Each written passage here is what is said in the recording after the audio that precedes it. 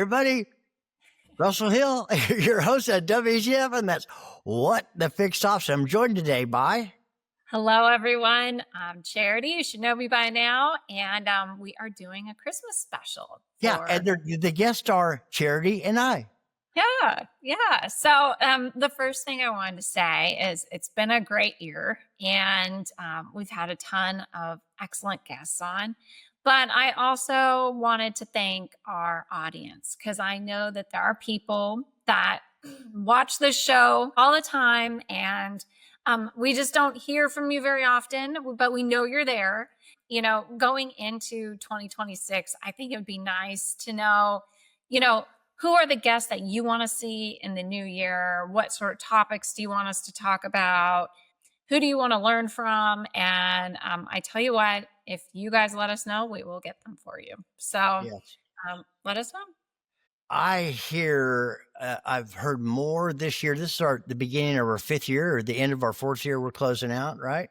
And I've heard so much from all of you, all the love, support, the comments, suggestions, and just making comments. Hey, you really like so-and-so, you like so-and-so, etc. And it's been amazing. Thank you for all the feedback, Cherry and I, from the bottom of our heart. Thank you all, because we're honored and humbled that there's a lot involved in podcasting. Yes, there is. There is. We have a lot of help behind the scenes, but it still takes a lot of work for all of us. But we really enjoy it. We meet a lot of great people, and we learn a lot. And that's what we're going to talk about today. Well, I'll get started, Russell. What surprised you most about the conversations that we've had this year? Well, people were more engaged and more receptive. I think because we're starting to be a known quantity out there, and people have reached out to us, wanted to be on the show. We also, reach out to people as well. The notoriety, the pitfalls, it's all the things that have happened, to where we're at the end of the year. It's been a year, but this is the car business. This is automotive. This is what it's all about. Go ahead. Well, I mean, it has been a year. And then I could say that about the year before, and then the year before that. Yeah, absolutely. But, some major events we've had this year are the tariffs. Lots of talk about the tariffs. Are they coming? Are they going? Where are they hitting? How's it going to affect us? Lots of tariff stuff. And of course, we had Trump's inauguration. That was a huge event this year. And then I think this might be the biggest is AI. AI. We have heard nonstop about AI this year. Yeah. I mean, I spend hours a day, whether it's Clubhouse or their Zoom calls, lethal sales. I mean, it just, all things car biz, all things used cars, all things fixed operations. There's so many of them. I probably left some out, but I've learned so much, and I've learned particularly about the AI side. Dealers are beginning to understand that there's a human side, and it doesn't just solve their problems. They have to actually be involved. Because there's a lot of stuff that's not really actually true that they find out about, or the integration points aren't there. Make no mistakes. It's evolving very, very fast. And, I've kept up with it, like on the human side of AI with Wendy Reese. It's phenomenal because there's so much information. The one thing that I've learned this year, if anybody is referred to, or they themselves refer to themselves as an expert, you lose me right away, because there are none. It's a moving target. It's evolving so fast. There's no way you can be an expert. There's people that are very knowledgeable for sure. But if somebody says I'm an expert and I can fix this, no, you can't. Yeah. And I think we've heard so much about AI that I wonder if dealers and maybe everybody else is starting to get a little fatigued from it, and wondering what is true AI and what is not. Yeah. Dealers are getting fatigued because, as AI. I mean, it's like it's almost a daily topic in one of the forums that I'm in, or that Charity's in. And it's like, yet we want to absorb and learn. And let me say this about the people that are understanding what Charity and I are talking about right now. You're ahead of the curve. Okay. We're talking about trillions of dollars of wealth in the next 10 years going to change hands because of this. Yeah, there's good things, there's bad things, there's all kind. The point is, if you embrace it and learn as much as you can, you're ahead of 95% of the population right now. If you're in the same verticals we are, where it's a topic of conversation all the time. Would you agree, Charity? I agree. You definitely have to keep up on it and understand it. And I use it all the time. It's a huge help. It's like having an assistant, basically that works really quickly and does exactly what I want, which is great. So here's something that more recently I learned as topics of conversation come up. Some people are so enthralled with it that if you ask them a question, and this has happened within our own company, well, let me go to chat and get that answer. Well, over 60% of the time, it's not the right answer. So if that's the default go-to and it disrupts the creativity side of what you had before that because you're leaning too much on that, that could be a challenge. So people are finding their way with this technology, I think.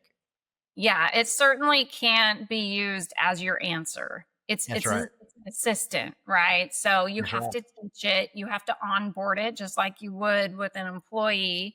What I like to do is give it an outline and then have it sort of fill in the holes, and then I take that, I rework it, and then when I'm done, I give it back and I say, this is closer to what I want you to do. And then it improves over time. It gets closer to the way I want things done. But yeah, and we did just see that article come out a couple days ago of a study where it said that AI is making up answers when it didn't know the answer like 60% of the time. So Yep. it has no ability to be self-deprecating. Yeah. It can't say, I don't know. It says, well, here's your answer, even though it's not true. Yeah, I think there was, if I remember without pulling it up, and we won't bore everybody with that, but there was 8 AI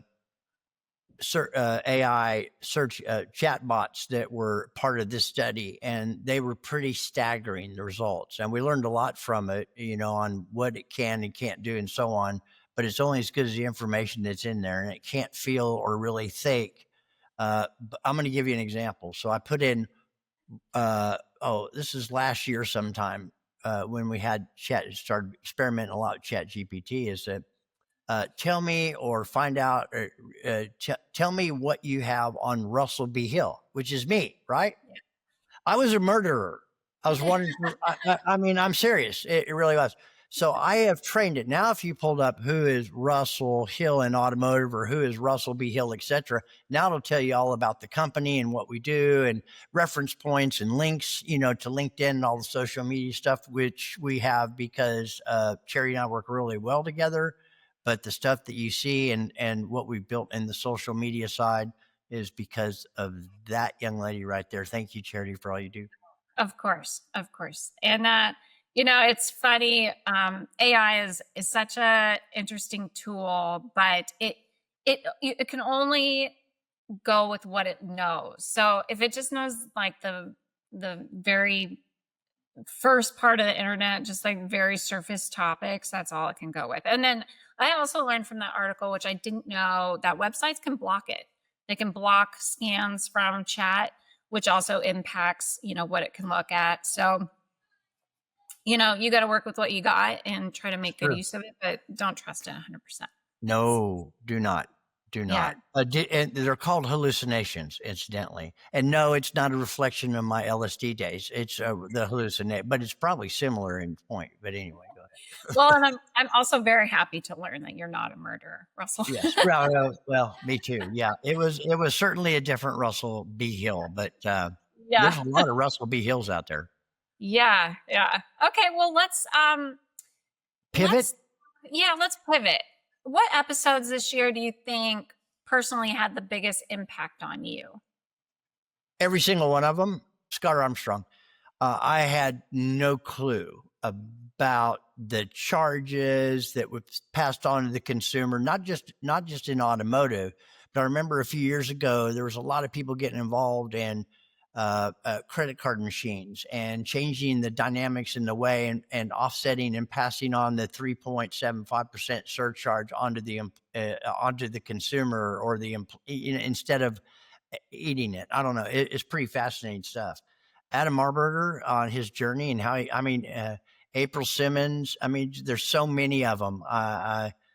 If don't get pissed off at me if I forget to mention something. Maybe I will later on because there was each and every one of them had their own merit on what they brought to the table and the things that I've learned. It's been an amazing journey this year. It has. And to be fair to you, Russell, we probably had about 30 people on the podcast this year. Yeah. And, that's just this year. That's not all time. All time we've had over 100 now, and with very few repeat people.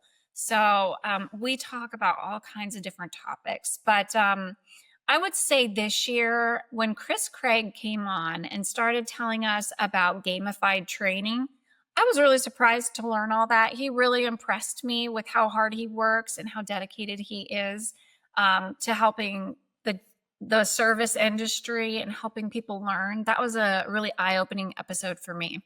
He's an author, trainer, and how he actually got into the business and started growing his company. But he's a phenomenal speaker and great at Absolutely. engaging and articulating. And he's young and sharp, and I'm old and whatever, you know. Dole's the opposite. Mm, Well, I mean, he would be great at NADA. I hope to see him, at a presentation at NADA in the next couple of years. I wouldn't be surprised at all to see him. absolutely, yeah, Yeah. absolutely. So, was there a theme or a trend that seemed to emerge from multiple guests over the year? Yes, one that comes to mind. And we had April Simmons on early on in the year. I think she was our first guest for Yes. 2025. And there's been a real pronounced conversations and meetings and about women in automotive. It's been great. Things are changing. For the first time in history, we have four generations in automotive at the same time. So there's a lot of milestones and things that are taking place, and things are shaping up differently. And I can't wait for 2026 and what's going to be revealed. It's going to be a phenomenal journey, just like 2025 had. Of course, things were pretty shaky the first, quarter of this year, and some dealers we overreacted, and because of the tariffs and the changing winds and shifts. But this is automotive. It's this way every year. It's always something. If it wasn't this, it was CDK the year before. If it wasn't that, it was COVID. If it wasn't for that, it would be a nuclear holocaust. If we have a nuclear holocaust, automotive's still going to be here. We're going to survive. We're going to sell cars and we're going to service them. That's Period. for sure.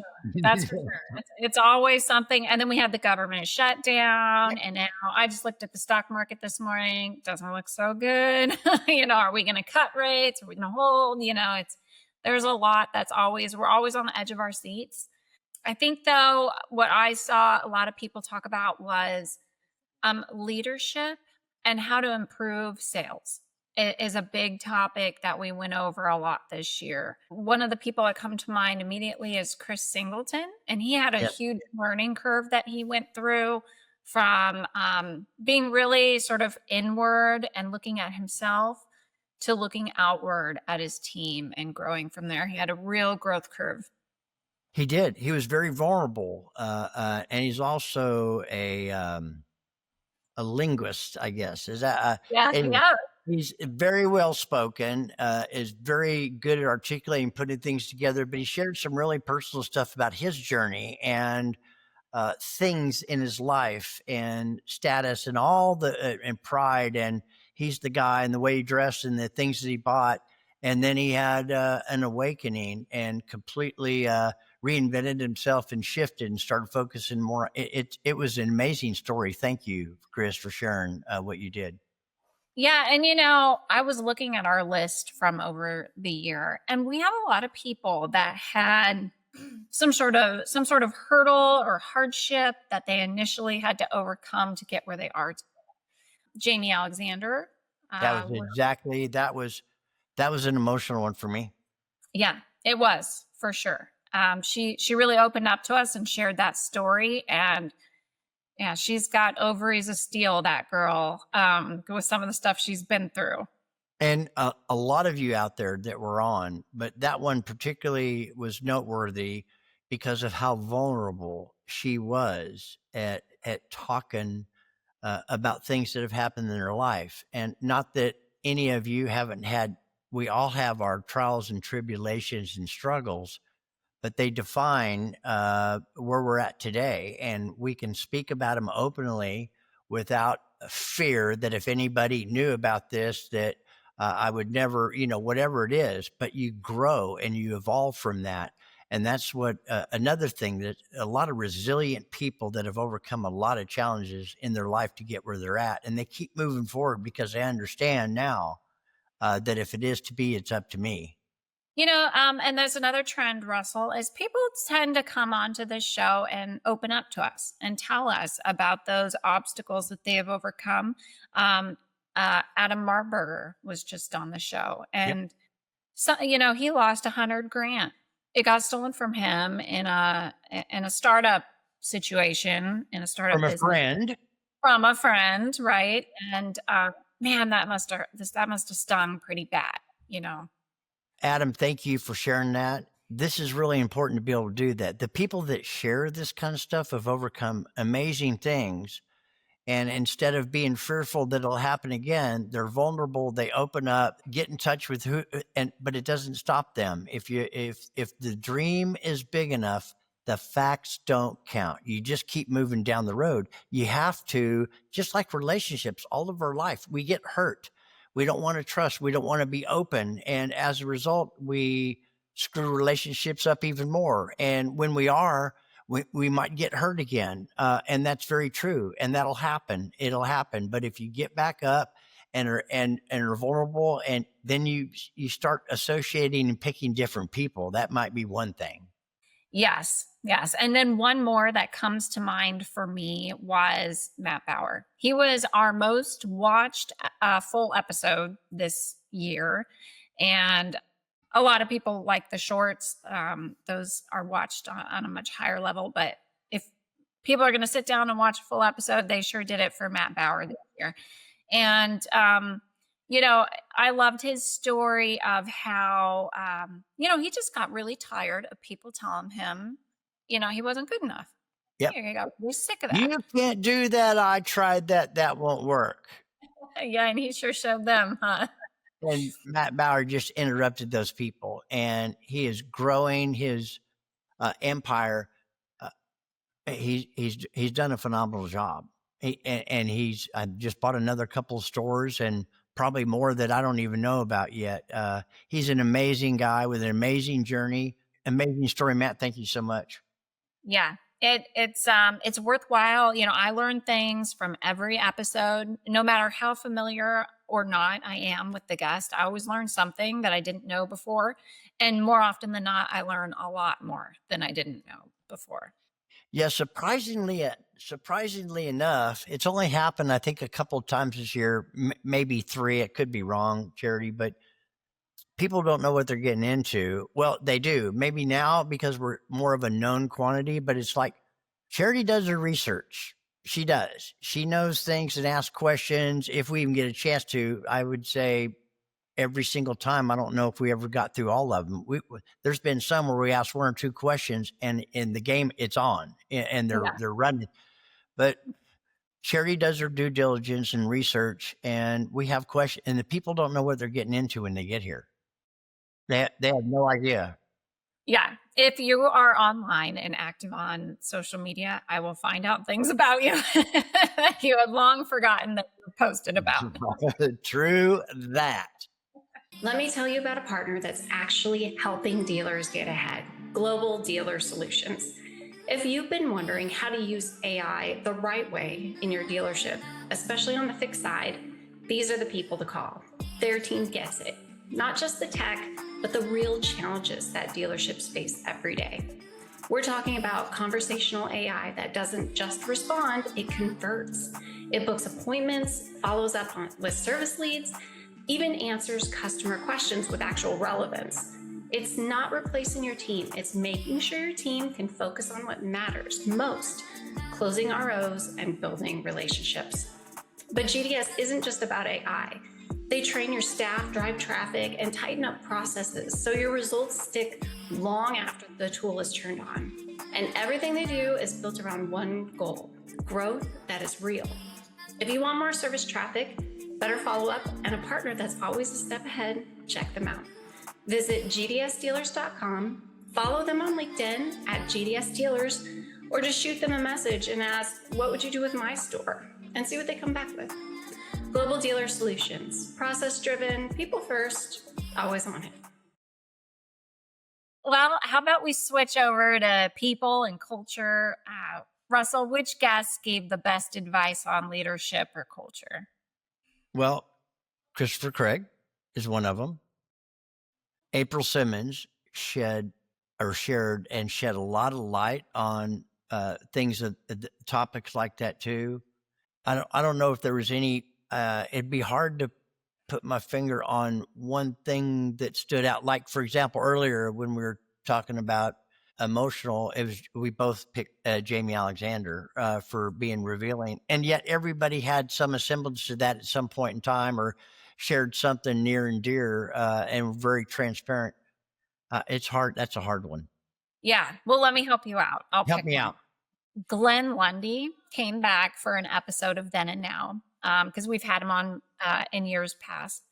And he was telling us about his culture at his company. And they have a serious Glenn Lundy culture. Like, if you know Glenn Lundy, you already know what the culture is like there. Yep. And they only, take on winners, hardworking, get it done type of people. And when he said that to us, it really stood out. And it's something that he only mentioned for maybe a sentence or two, but it's really stuck out to me because I can just imagine what that work culture is like. I've seen it in action. As a matter of fact, this morning I was on his live show on Facebook at 4:30 my time, watching him. He's very driven, huge family man, God-centered, no doubt, Christian. He has a tremendous work ethic, and I completely spaced that out. So there's been a few people, like it was Then and Now. We'd had a podcast with him before, and a lot of things had changed, like Brian Kramer, same thing. As a matter of fact, Brian, that was Brian Kramer is extremely talented. Everybody is in their own right. Glenn brings a level of excitement, enthusiasm, and he pours into you that if you don't believe in yourself, believe in what he's saying about the belief in yourself, because it's about motivation, inspiration, and education. And this guy does it at 100%, or better yet, 800%, because that's what his brand is. Yes. And I don't know how he maintains that momentum, but he does. He does. And he does it at work and at home. When he came back for his Then and Now, remember, he just had another kid. So I think it was He's got nine children. 9. So you go, Glenn. Yeah. Everything he does 800%. Yeah, he does. He's got a phenomenal family, phenomenal kids, wife. He's very driven. He was talking about, if I remember it correctly, when he turns 50, something's going to change. His wife is completely built a life around his persona, his brand, etc. And I hope I don't get this wrong, but he made some promises to her that when he turned 50, that things were going to pivot and shift on what she wanted in her life, and he was going to focus on getting behind her. It's something along those lines. I hope I got that right, Glenn. Let me know, okay? He will. Sure, he will. I didn't know that he wasn't 50. Like, I mean, he's got amazing story arc too. Like, if you go back the first episode we had with him, he lays it all out and what his old life was like. Yep. And man, he went from basically homeless in a was it like a mosque or a church or something in California to where he is today. Like a huge story arc. Huge. It is. And if you haven't heard it, you're missing out, because it's the kind of a story that will certainly inspire you. Where otherwise, if you don't and you're not growing, you may miss it. But occasionally something happens, and when the student's ready, the teacher will appear. But he had a a, a moment, and in that moment, everything changed. And he's not afraid to talk about it all, because it's who he is today. He wouldn't be where he's at today without that thing happening. So why not share it? Right. Right. Interesting, Um, huh? yeah, you really need the juxtaposition of those really dark times to really have those really good times. And Glenn Lundy is a great example of that. So let me ask you, Charity, and all of you out there, do you think we all have those moments? Absolutely. I mean, there's probably a handful of people in the world whose toughest moment in life was like the day they weren't homecoming queen, or like that they got a flat tire on the way to work, where they work for their dad, and they just kind of hang out all day. Like, I'm sure there's people that live that pretty easy level of life. I'm pretty sure there's some out there, but I think most people, and the ones that build the most character and really build the best businesses, have a different story than that. I agree. And our mission is to try to find those things in our podcast and what we're doing with our guests. So it's not just 100% about the business. There's a lot of personal stuff in there. And I think that's where you really connect. And I would like to say thank you once again to all of you, because you help make that possible, where you're vulnerable and revealing enough to share some of those things about your family and your spirituality, the poignant teaching moments in your life, the pivots, the crossroads, the fork in the road, whatever it was that you hit, where something was going to have to change, and you took a different path. And thank you for sharing those moments with us. Yeah. I mean, they wouldn't be on the show if they hadn't taken that That's other right. path. That's We right. don't interview people who live in a tent under a bridge Mhm. in So downtown Portland. that So might be a good podcast, though. It could be if we find the right person. there are Yeah. people that do that, but Yeah. I think Glenn Lundy was one of those. he was for Yeah. a time, Hmm. but man, that's a big hole to dig yourself out of, and he did it. So, Hmm. um, speaking of holes and digging out of them, I think it would be fun, Russell, to just mention your story and some of the upcoming things we have going on for you, and the hard work we've been up to for you. Yes. So there's things that have happened in my life, pretty detrimental things. Matter of fact, there's two important dates in my life: the day I was born and the day I figured out why and what was my mission and what I needed to do. That was almost 31 years ago, December 1st, 1994. But like anybody's story, I have told it to many people over the years, just at one-on-ones. You should write a book. You should write a book. You should write a book. You should write a book. And as I got to know Charity early on in the company, and most of you out there that know me know I can get pretty vulnerable and revealing certain things, little bits and pieces about, but never the whole thing. Maybe with the exception of two or three people. And Charity said the same thing. She said, "Well, you need to write a book. You need to tell that story." And she said, "Let me write it for you." So she's my ghostwriter, and the book will be coming out shortly. It's a memoir of I'm not even going to tell him, but I can tell you this: part of the story involves me uh, having a different identity for many, many years, and how I acquired that, and what happened, what led to that, what happened during that, and what's happened afterwards. What happens afterward is where I'm at right now. So, Danny Hoyt was my name for many years. Yeah. And it's the story of, it's not your average story of, I was broke, I was homeless, I was on drugs. Like there's some of that, but yours is way more entertaining, Russell, much more entertaining story, but also, very heavy and very emotional. And we've had a few people read it. One lady, she cried reading it, A lot. which is a lot, which is it's a beautiful story. It's very inspirational. It's kind of a mix of memoir and sort of self-help, and how Russell got himself out of that hole, because it is not easy. And we can't wait to share it with everyone.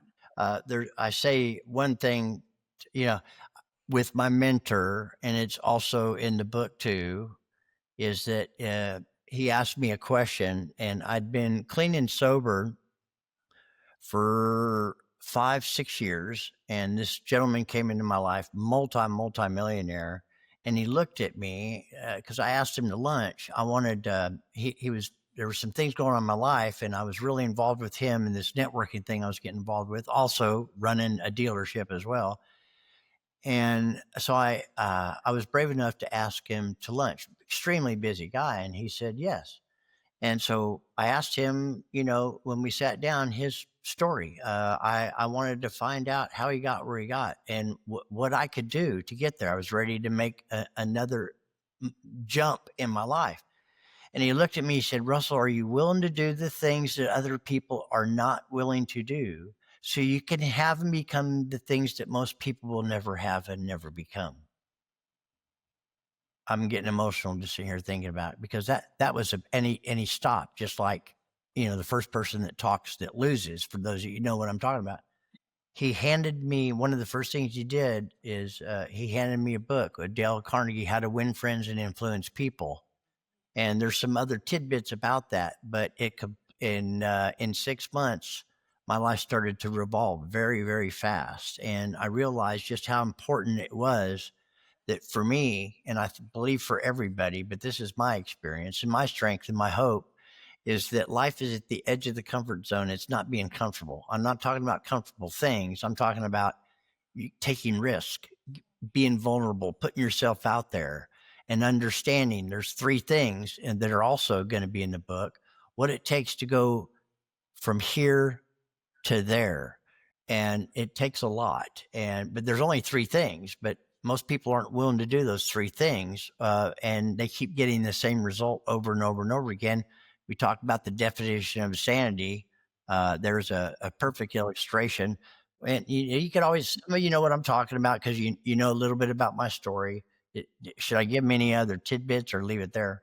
Well, leave it there. It's a good story. You're going to want to read it. It's very unique. It's not your average story of, rags to riches. It's not typical, and it's very impactful. And I Thank was you. blessed to be able to write it. And well, thank you, Russell, for sharing it with all of us. I think we can all relate in many ways, but that should be coming next year. And Early. certainly, yeah, not by the end of the year. So we're pretty much done with it. So we're excited. That's coming. As many times as people said, you should tell that story, or your story. It's like, well, I can tell my story, but I damn sure don't know the first thing about writing it. Okay. Of course, Charity's a journalism major and wrote for magazines and newspapers, and had a bunch of stuff that I've had the honor to look at and read published before she came to work for Fixed Ops Marketing. And so, perfect. Sharing some of the things I shared, there was moments where there's some really vulnerable moments in there. Yeah. Most of which most people won't ever share with anybody, but I did, because I know it's happened to you as well. And we have a whole chapter on holding secrets and resentments, and how toxic that is. And Russell definitely does not hold secrets and resentments. And I think we can all learn from that. Thank you. More to be revealed soon. More to Okay. be revealed. We'll keep you guys updated Thanks, on that. Charity. All right. Well, let's go through our questions. Where we did talk a lot about hiring and retention this year. That was another big theme that we heard a lot about. What insights were shared on hiring and developing talent in service and sales that you found beneficial? We had so many different ones. To not hire fast in a panic situation. You should always be looking and talking to people. But I think one of the most a series of things, the onboarding or expectation. We're moving away from management to leadership, because when I first got in the car, I started selling cars in 1985. They said, okay, there's your desk. Here's your pin, and basically go after it. Some of you know exactly what I'm talking about. I didn't know what the expectations were. I didn't know what to expect. I didn't know when. I didn't know how to do certain things. I was very fortunate in one situation where I had somebody take me under his wing. So it made a difference on me being on the fence or making this a career. And I think a lot of people come into the business this way and they find out, but it's the greatest business in the world. Regardless of your past. And I'm certainly have one of those. And I know a lot of you out there do. If you get in and you turn it on, I believe there's two kinds of people in the world, dream makers and dream takers. And I believe if the dream is big enough, the facts don't count. Okay. And if you surround yourself with people that believe in you and you're willing to take risk, you can accomplish anything you want and be as successful as you want. And I'm not just talking about financial prosperity. Success is a progressive world, a realization of a worthwhile dream. So whatever you want, this is a business that will get it there. I've heard that a lot this year from a lot of different people. And managing the way that I mentioned earlier is different as opposed to leading. So managers light a fire underneath people to get them moving, and leaders light a fire inside of people to inspire and motivate them to go after the things that they want in their life and show them how to get it. That's what I see different. Yeah. I think it was Jay Law who told us that automotive as an industry was 4% of GDP. Now, I don't know if that number has changed very much since we've talked to him, but that's huge. That's a huge, enormous amount of the GDP. And so, so many different people that work in this business, but it's a very forgiving business. As we've learned when we've talked to different people, they have criminal backgrounds, they have drug related backgrounds or abusive backgrounds, and this industry in a lot of ways just wraps those people in a big hug and pulls them right in. Yep. You can go anywhere and accomplish anything you want to. If you want to move to another state and another city and sell, you can go there and do it. Okay. Because it boils down to really just about relationships and lifting people up and helping them find what they're looking for. It can get overly complicated, but I will say this. This is from something I got from Larry Feldman. So you can get all the product training you want to. And I think it's important and essential for some salespeople because a lot of their confidence and conviction comes from being able to navigate around the product or products that they're selling. I get it. The ones that aren't, you can pick up immediately. But if you don't know how to build relationships and talk to people and engage people, all the all the product knowledge will get you nowhere except out of the business.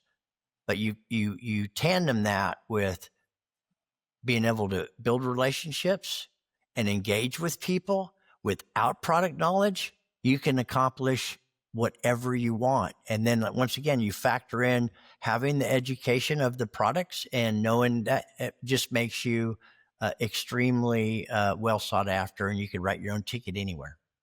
Yeah, that is one thing about this industry. You can write your own ticket. If you're good at sales, you're good at building relationships, and you put in the hard work. Here's one for you, Charity. Oh, okay.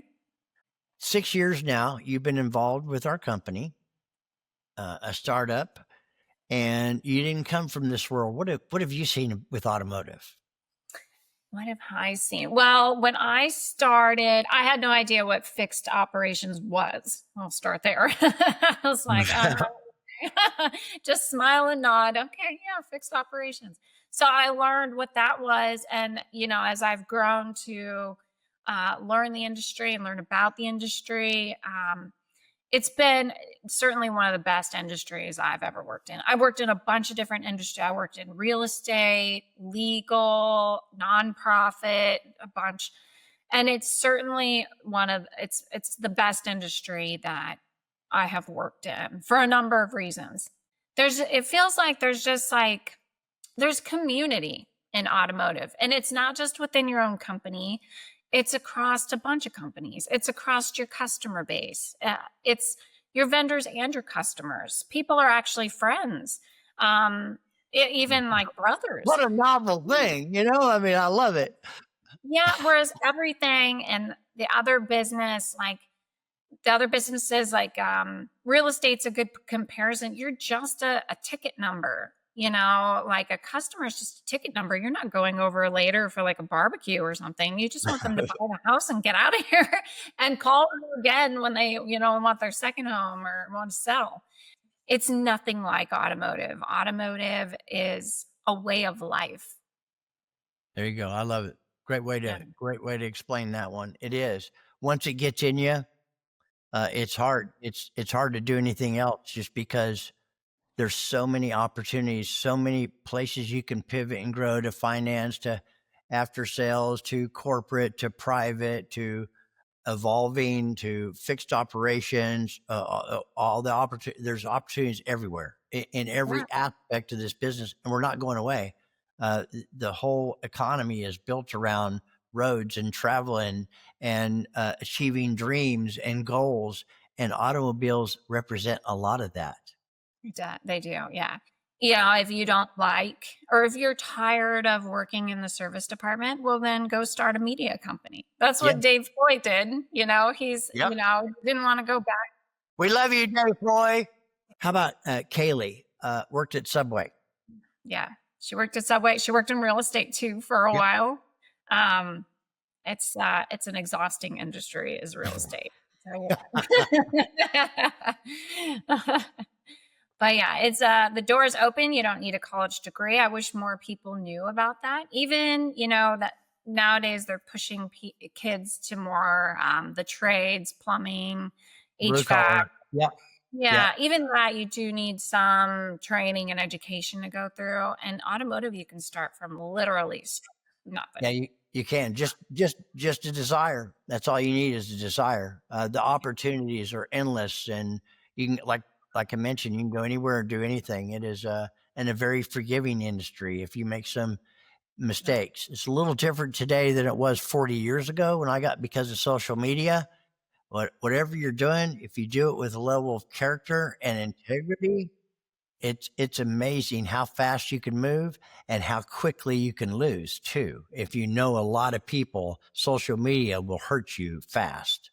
Yes, it will. And I'm trying to think a good example of someone we talked to this year who kind of went that direction. The only one I'm really thinking of is Jacqueline Yes. Jasonowski. She just started her MPI company and really just starting from scratch. Like that's what Yep. gives her passion, and that's where she's going with it. And Yep. And she's amazing talent. yeah, and her full episode did great. She was one of our top performers this year as well. Video MPIs, go figure. Yeah. And it's still a struggle right now as we speak, and people are listening to this, Charity, because I hear it every single day in some form or fashion.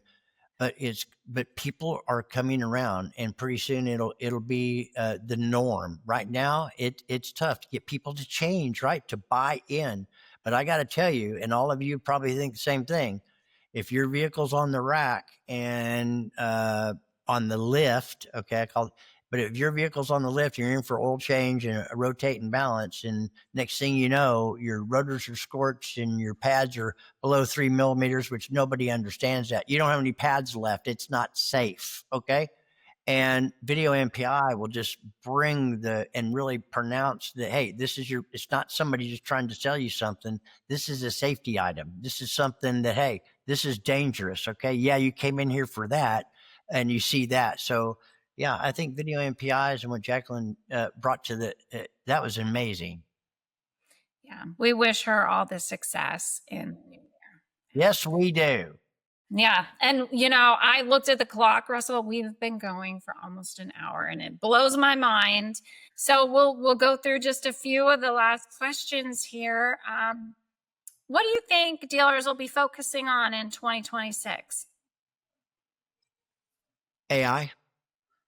Well, it'll I think there's going to be some tremendous advancements. I think, let me tell you what I personally believe is going to happen. Now, you might think it's biased and it might be just a little bit fixed operations. Okay. The average vehicle on the road is 14 years. Sales are struggling for whatever reason. Been there, done that, seen that up and down over the 40 years. But fixed operations, if it's true, and I believe it is nationally, 7 out of 10 people defected to the independents by the time they get to the end of the warranty period. There's a renewed vigor and excitement, particularly with the public companies and after sales, and just how important that really is. That customer connection, that relationship, what we're actually delivering to that customer for transparency, so the stigmas of the past can be diminished considerably. There's a big push in 25 for that, and I believe it started in 24, but it's going to really evolve and move a lot faster because that's how the bills get paid. It's fixed. Yes. It's not variable up and down. It's fixed. And if you're losing that kind, repeat referral and retention are big plays. Yeah. Fixed is like the heartbeat of the shop. And we got to give it a lot of love. In regards to your comment about AI, I think, whoever solves the phone problem that the dealership has, with the yeah, with how much it rings and passing it to this person and this person, let me help you, hold on, we'll get back to you, that sort of thing. Whoever solves that, AI would be a good candidate to solve that. Would be probably doing pretty good in the next couple of I've years. seen some tidbits of technology out there that's been tried, and let me say this, okay? Vendors, which I am one of them, are you call them a necessary evil or whatever. We wouldn't be where we're at today unless you were open enough to look at something that just might change or move the needle or assist in some way. And then we hear a lot of talk this year about ADD, another damn dashboard. Okay. Another product that has a completely different dashboard that doesn't communicate. So, regardless, where I'm going with this, every 3 months, things are evolving. So, if you looked at something 3 months ago and they're approaching you again with some new stuff, you might want to take a look at it if you had some interest back then, because it's evolved tremendously. And that's because of AI and technology and how fast things are really moving. Somebody's going to figure this out. Scheduling service, handling phone calls, not if you're looking for it to do something and replace a human being. I think a lot of people found out that doesn't work.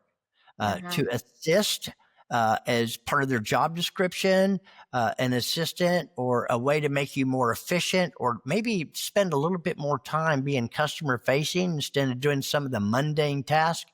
That's where things are going in 2026. Yeah, it'll be interesting. And, if there's someone out there that has an AI call solution that they want to tell us about, let us know. And Yeah. maybe that would be a good voice to hear in the new year. Yeah. Let's get you on the show. Yeah, yeah. Yeah. And of course, we ask our audience, you tell us who you want to hear from next year, what kind of topics you want to hear from. But what about you, Russell? Who do you want to hear from in the new year? What do you want to hear more about? Let me tell you somebody I'd like to hear from. Michael Barrich again. Okay. That guy is talk about stepping outside of his comfort zone. And for those of you know him, maybe you don't know all the things that I know about him, but I met him the first year that we were in business, and I was afraid of this guy. He has a way of delivering things. It's not, anyway, he's the best at what he does, and the way he does it. He knows soup to nuts, everything, and he's gotten very bold at stepping outside of his comfort zone, particularly in the heart of COVID, and reinventing himself. Well, one Murfreesboro Nissan, which is a Matt Bauer store, yeah, right, or one Yeah. of the part owners. but they went from the bottom of the poll to Triple Crown number one nationally in Nissan tires, parts, and I don't know, something else. Michael's not going to be very forgiven for me forgetting. But now he has his own company. He stepped way out, and now he's fixed stop stock. So yeah, I look forward to having him on to see it was the struggles and trials and tribulations for anybody that's starting a company, what you have to go through. And he's really evolved in the last year and a half. And I think I'd like to hear from Michael this year. Did I Yeah. even answer the question? Yeah, you sure Okay. did. And Michael, his story's pretty amazing. He changed his whole life, like all of it. And he did a whole 180, and it's And he got married. yeah, he took his whole life.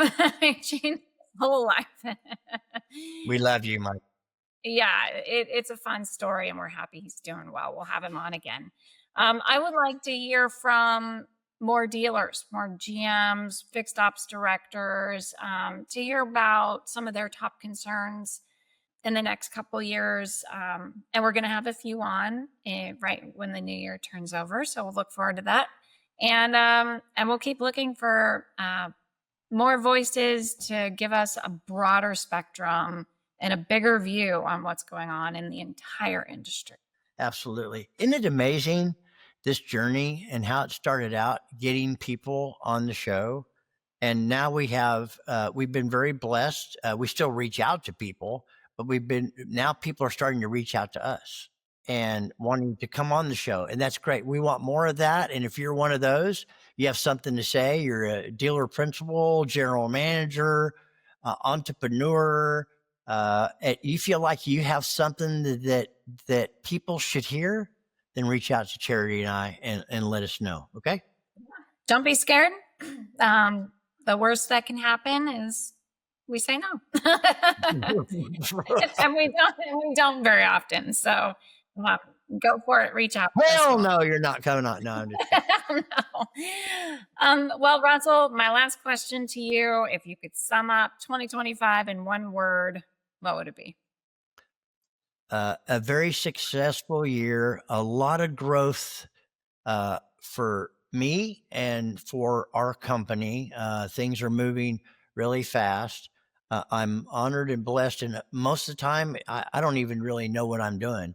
I'm just doing the next right thing in front of me for the most part, because the company is growing so fast. We have so many employees, but I've learned to just stop and breathe, and sometimes just step away for a few minutes and get out of the all the things that are going on, so I can clear my mind and to be much more grounded spiritually. That's what happened in 2025.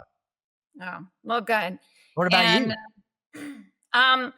Well, I was thinking the question was one word. So let me see if it was one word, which would made it funny. Read that question again. If you had to sum up the year in one word, what would it be? Well, what about like evolution or progression? Yeah, I have grown to growth. That is the word for 2025. Growth. That's a good one. What's the word that you want for 2026, Russell? This year's growth. What's next year? Slow. Slow. It'd be two words. Slow down a little bit. Momentum. Momentum. All right. We'll return to that word at the end of next year and see if it's still relevant. And Charity, thank you for all that you do and breathing life into this podcast. And we wouldn't be here if it wasn't for you and the things that you do to make this happen. It is a lot more than what I thought, particularly in the early days of editing and what's working and what's not working. A lot of people wanted to get into podcasting. A lot of them tried and realized quickly it's a big commitment. It's a lot of work. And yet you see us week after week after week, month after month, year after year now. So thank you. And thank all the listeners out there, because we wouldn't be here if it wasn't for you. You're the reason that we're here. Merry Christmas, happy holidays, happy Hanukkah, whatever it is. spend time, relax, slow down, share those moments with your family. Yeah. Thank you, Russell. And thank you, Thank everybody you. out there. We'll see you next year. Bye bye. Bye bye.